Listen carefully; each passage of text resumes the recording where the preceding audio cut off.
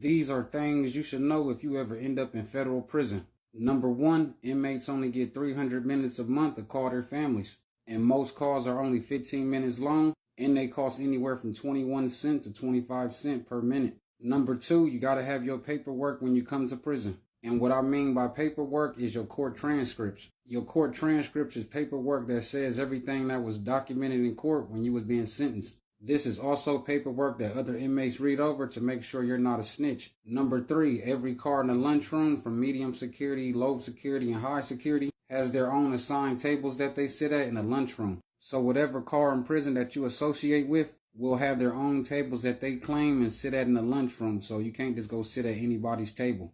Trust me, it doesn't work like that. And what I mean by cars is the type of time that you want when you get to prison. So you can be on gang time, Ohio time, down south time, out west time, Cali time. So say you from Texas, and if Texas got their own car in the prison that you go to, that's the type of time you're going to be on. Or if you a gang member like a Blood or something, that's the type of time you're going to be on. You're going to be rocking with all the Bloods in jail. And number four, this is a must. Make sure you buy some shower shoes, man. Because them floors in that shower will probably get your feet pregnant. So I'm telling you right now, you will get clowned by every inmate in the prison if they catch you in the shower without no shower shoes on. And another thing is, when you go to commissary, make sure you buy you a radio or MP3 player. Because if you don't, you will not be able to watch TV because all the TVs is on mute. All the TVs in prison are connected to stations that you got to use your MP3 player or radio for to connect to. And number five is most prisons' commissary limit is only $280 or $350 per month. So that means you can only spend at the store $280 or $350. So if you go over that limit, you will not be able to go to the store until the next month when your commissary start over.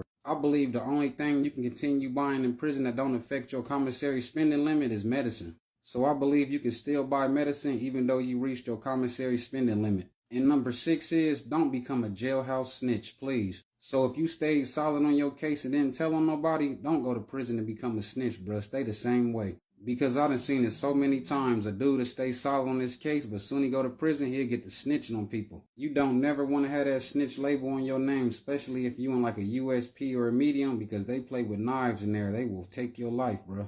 And this the last thing I'm going to tell you. 90% of federal prisons like lows, mediums, and highs all have 10-minute moves to get the location to location within the prison. So if you in a low, medium, or high, you can't just be walking around the prison whenever you want to. You got to wait for the 10-minute move. And most 10-minute moves start 10 minutes before the new hour starts. And what I mean by that is most 10-minute moves start at like 9:50, 10:50, 11:50, 12:50, 1:50, 2:50, and so on and so forth.